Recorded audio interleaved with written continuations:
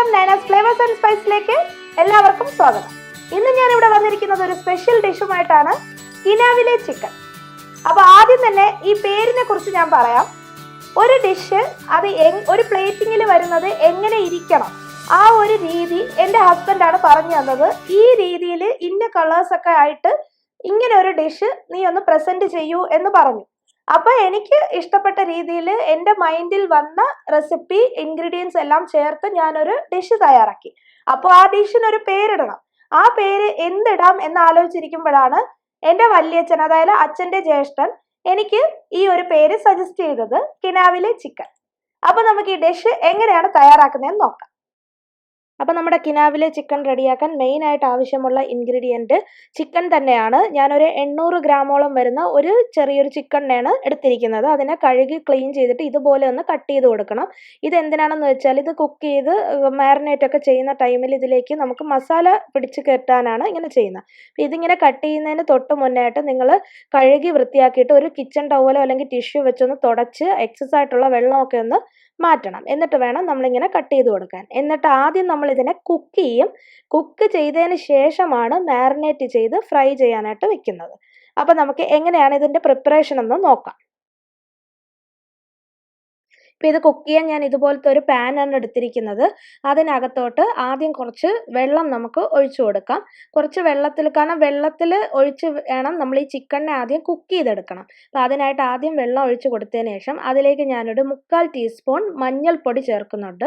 അതുപോലെ തന്നെ ഒരു 1/2 ടീസ്പൂൺ കുരുമുളക് പൊടി കൂടി ചേർക്കും. അതിനുശേഷം ഞാനിവിടെ ഒരു 3 വെളുത്തുള്ളിയും ഒരു ചെറിയ കഷ്ണം ഇഞ്ചിയും കൂടി ജസ്റ്റ് ഒന്ന് ചതച്ചിട്ട് അതും കൂടി അങ്ങ് ചേർത്ത് കൊടുക്കണം. അപ്പം ഈ ഫ്ലേവറിൽ കിടന്നാണ് നമ്മുടെ ഈ ചിക്കൻ കുക്ക് ആവേണ്ടത്. അതിന് വേണ്ടിയാണ് ഇത് ആദ്യമേ ഇങ്ങനെ ചേർത്ത് കൊടുക്കുന്നത്. എന്നിട്ട് ഇതൊന്ന് തിളച്ച് വരണം. ഈ വെള്ളം തിളച്ച് വന്നതിന് ശേഷം മാത്രം നമുക്ക് ചിക്കനെ ഇതിലേക്ക് ചേർത്ത് കൊടുക്കാം. ഇപ്പം ഈ വെള്ളം നന്നായിട്ട് തിളച്ചിട്ടുണ്ട്. ഇതിലേക്ക് നമുക്ക് ഈ ചിക്കനെ ഇങ്ങനെ അങ്ങ് ഇട്ട് കൊടുക്കാം. ചിക്കനെ ഒന്ന് ഇട്ട് കൊടുത്തതിന് ശേഷം ഒന്ന് ജസ്റ്റ് ഒന്ന് ചൂടായി വരുമ്പോൾ ഒന്ന് തിരിച്ചും കൂടി ഇട്ട് കൊടുക്കാം. അപ്പം ഇതിൽ ഞാൻ ഉപ്പിട്ടിട്ടില്ലായിരുന്നു. നമ്മൾ ഉപ്പും കൂടി ഇട്ട് കൊടുത്തതിന് ശേഷം ഇതിനെ നന്നായിട്ട് കുക്ക് ചെയ്തെടുക്കാം. ഉപ്പ് ആദ്യമേ നിങ്ങൾ ചേർത്തോ കേട്ടോ, ഞാനത് വിട്ടുപോയത് കൊണ്ടാണ് ഇപ്പം ഞാൻ ചേർക്കുന്നത്. എന്നിട്ട് ഇതിലോട്ട് ആ ഒരു വെള്ളമൊക്കെ ഒന്ന് ഇങ്ങനെ സ്പൂൺ വെച്ചൊന്ന് കോരി ഒഴിച്ചു കൊടുക്കണം. അപ്പോൾ ആ ഓരോ കട്ടിൻ്റെ ഇടയിലും ഇത് ഇറങ്ങിച്ചെല്ലും. ഇഞ്ചി, വെളുത്തുള്ളി, മഞ്ഞൾപ്പൊടി, കുരുമുളക്, അതിൻ്റെയൊക്കെ ഒരു ഫ്ലേവർ അതിൻ്റെ ഉള്ളിലേക്ക് ഇറങ്ങി പോകാനാണ് ഞാൻ അങ്ങനെ കട്ട് ചെയ്ത് കൊടുത്തത്. എന്നിട്ട് ഇത് ജസ്റ്റ് ഒന്ന് ചൂടായി വരുമ്പോൾ ഇങ്ങനെ ഒന്ന് തിരിച്ചും കൂടി ഇട്ട് കൊടുക്കാം. തിരിച്ചിട്ട് കൊടുത്തതിന് ശേഷം അടച്ച് വെച്ച് ഇതൊന്ന് കുക്ക് ചെയ്യാം. ഒരു 4 മിനിറ്റ് ഇങ്ങനെ കുക്കായതിന് ശേഷം തിരിച്ച് ഇട്ടും കൂടി കുറച്ച് നേരം കുക്ക് ചെയ്യണം. ഇപ്പം നമ്മുടെ ചിക്കൻ വേകുന്ന ടൈമിൽ നമുക്ക് അതിൻ്റെ മസാല അങ്ങ് റെഡിയാക്കാം. അതിനായിട്ട് ഞാനിവിടെ 1/2 കപ്പ് തേങ്ങയും ഒരു 3 വെളുത്തുള്ളിയും അതുപോലെ ഒരു ചെറിയ പീസ് ഇഞ്ചിയും എടുത്തിട്ടുണ്ട്. അതിങ്ങനെ കട്ട് ചെയ്ത് വെച്ചിട്ടുണ്ട്.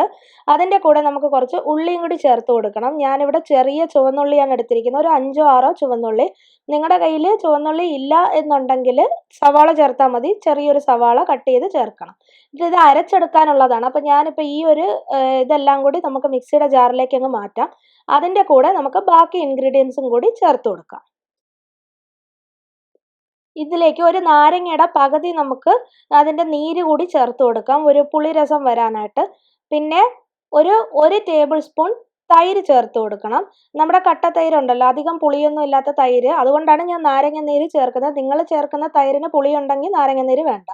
അതുപോലെ ഒരു 3 ടീസ്പൂൺ കാശ്മീരി മുളക് പൊടി, ഒരു ടീസ്പൂൺ നമ്മുടെ ഗരം മസാല, പിന്നെ ഒരു 1/4 ടീസ്പൂൺ നമ്മുടെ കുരുമുളക് പൊടി, പിന്നെ അതിൻ്റെ കൂടെ ഇതുപോലെ ഒരു പിടി മല്ലിയില കൂടി ഞാൻ ചേർക്കുന്നുണ്ട്. ഇത്രയും കൂടി ചേർത്ത് അരച്ചെടുത്ത പേസ്റ്റാണിത്. അരയ്ക്കാനായിട്ട് ഒരു കുറച്ച് വെള്ളം, ഒരു 4 ടേബിൾ സ്പൂണോളം വെള്ളവും കൂടി ചേർത്ത് ഇങ്ങനെ അരച്ച് ഒരു പേസ്റ്റ് പോലെ എടുത്തിട്ടുണ്ട്. ഇതിനെയാണ് നമ്മുടെ ചിക്കൻ കുക്കായതിന് ശേഷം നമുക്കതിൽ ചേർത്ത് കൊടുക്കാം. അപ്പോൾ ചിക്കൻ ഇപ്പോൾ ഏകദേശം ഒരു കുക്കായി ഇരിക്കുകയാണ്.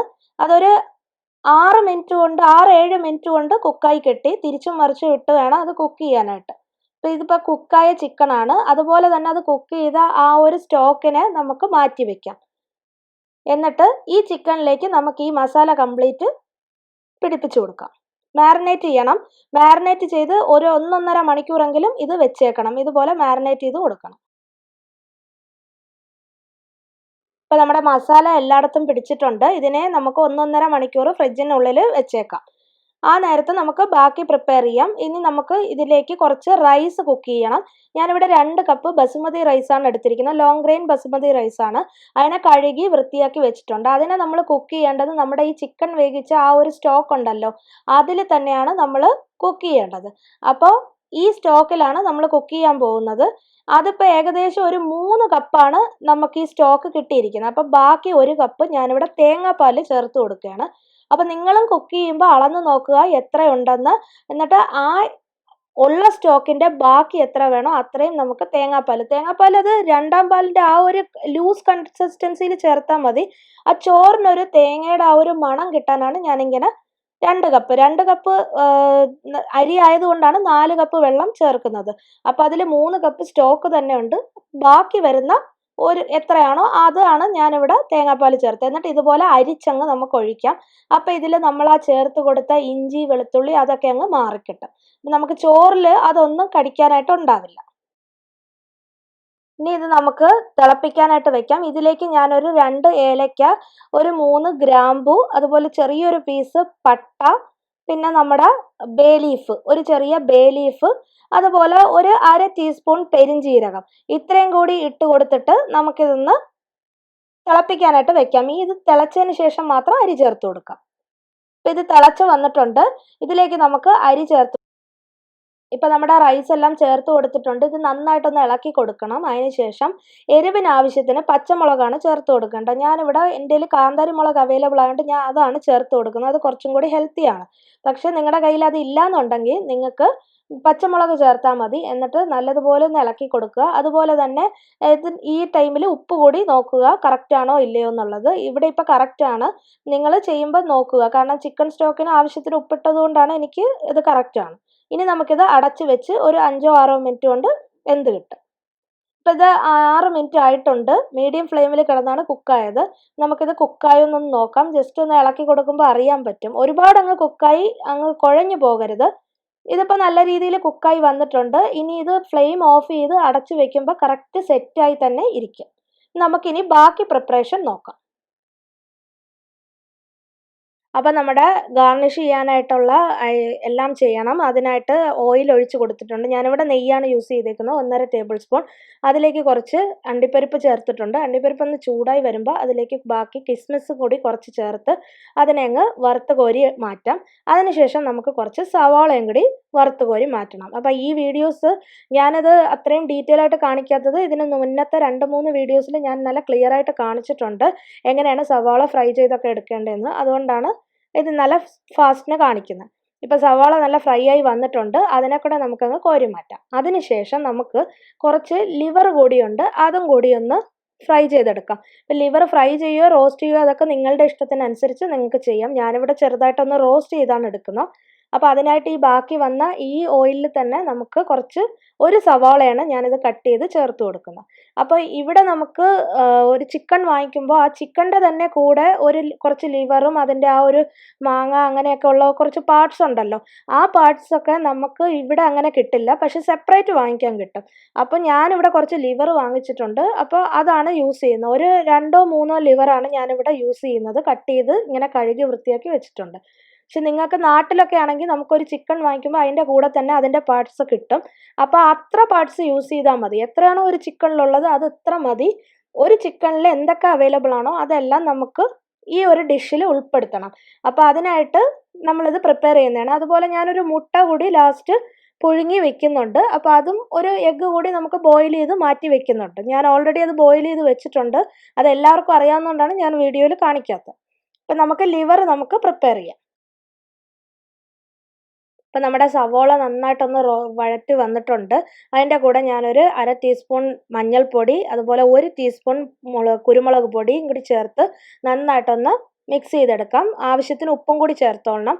എന്നിട്ട് നല്ലതുപോലെ ഒന്ന് മിക്സ് ചെയ്തെടുക്കാം. പെപ്പർ റോസ്റ്റാണ് ചെയ്യുന്നത്, അതുകൊണ്ടാണ് ഞാനിവിടെ പെപ്പർ 1 ടീസ്പൂണോളം ചേർത്തത്. ഇതൊന്ന് പച്ചമണമൊക്കെ ഒന്ന് ആ പൊടിയുടെ ഒന്ന് മാറി കിട്ടുമ്പോൾ നമുക്ക് അതിലേക്ക് നമ്മുടെ എടുത്ത് വെച്ചിരിക്കുന്ന ആ ഒരു ലിവറിനെ ചേർത്ത് കൊടുക്കാം. ഇപ്പം നമ്മുടെ പച്ചമണമൊക്കെ ഒന്ന് മാറിയിട്ടുണ്ട്. ഇതിലേക്ക് ആ എടുത്ത് വെച്ചിരിക്കുന്ന ലിവർ ചേർത്ത് കൊടുത്തിട്ടുണ്ട്. നന്നായിട്ടൊന്ന് ഇളക്കി യോജിപ്പിച്ചതിന് ശേഷം ഒരു 3-4 മിനിറ്റ് ഒന്ന് അടച്ചിട്ട് ഒന്ന് കുക്ക് ചെയ്യാം. ഇപ്പം നമ്മുടെ ലിവർ നന്നായിട്ടൊന്ന് കുക്കായി വന്നിട്ടുണ്ട്, നല്ലതുപോലെ റോസ്റ്റായി ഇരിക്കുകയാണ്. അത് നിങ്ങൾ കുക്കായി ഒന്ന് ചെക്ക് ചെയ്തതിന് ശേഷം ഇതിലേക്ക് നമുക്ക് കുറച്ച് കറിവേപ്പിലയും കൂടി ഇട്ട് നല്ലതുപോലെ ഒന്ന് ഇളക്കി മിക്സ് ചെയ്തെടുക്കാം. എന്നിട്ട് ഇതിനെയും മാറ്റി നമുക്ക് വെക്കാം. അപ്പോൾ ഇത്രയേ ഉള്ളൂ നമ്മുടെ ലിവറിൻ്റെ ഒരു പ്രിപ്പറേഷൻ. ഇനി നമുക്ക് ചിക്കൻ പ്രിപ്പയർ ചെയ്യാൻ നോക്കാം. ഇപ്പം നമ്മുടെ മാരിനേറ്റ് ചെയ്ത് വെച്ചേക്കുന്ന ചിക്കൻ അതിനെ ഒന്ന് ഫ്രൈ ചെയ്തെടുക്കണം. അപ്പോൾ കുക്ക് ചെയ്ത ചിക്കൻ ആയതുകൊണ്ട് തന്നെ ഒരുപാട് അങ്ങ് ഡീപ്പായിട്ട് ഒരുപാട് നേരം ഇരുന്ന് അത് ഫ്രൈ ചെയ്യേണ്ട. ആ മസാല ഒന്ന് കുക്കായി അതിലേക്കൊന്ന് പിടിക്കണം, അത്ര നേരം മാത്രം ഫ്രൈ ചെയ്താൽ മതി. ഞാനിവിടെ യൂസ് ചെയ്യുന്ന സൺഫ്ലവർ ഓയിലാണ്.